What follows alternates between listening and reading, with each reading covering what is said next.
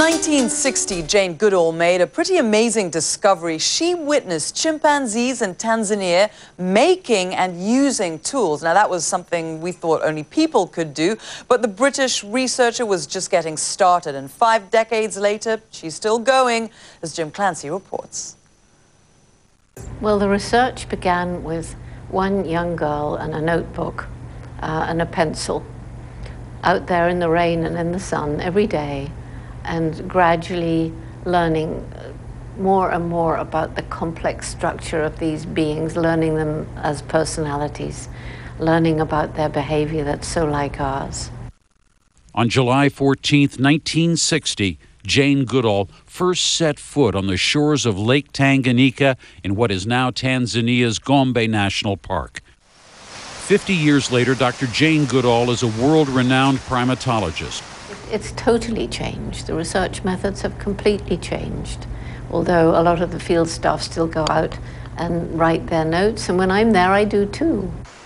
Her pioneering research has produced a wealth of scientific knowledge, including the major discovery that chimpanzees can make and use tools much like humans do. In 1977, she founded the Jane Goodall Institute that launched community development projects in Tanzania, Kenya, Uganda, and other African countries. That is when she started shifting her focus from research to conservation. That's wonderful. Her vision expanded from the jungle into a global mission of empowerment for children and young adults. In 1991, her institute began a Roots and Shoots program, encouraging young people to work in their communities to protect animal welfare and the environment, and to deal with social issues ranging from disease to world peace.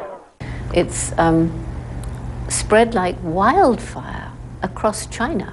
Right across mainland China, we have 4 offices.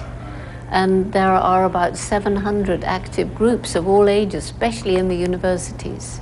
And now they're linked up with Roots and Shoots groups in universities in other countries. Today, Roots and Shoots has nearly 150,000 members in more than 120 countries. We're using every single possible way that we can to link up these young people around the world so that they can share ideas.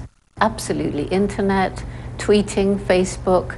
I'm doing some Skype myself now to reach out to more places than I possibly could by actually traveling physically there, and it saves the CO2 emissions as well.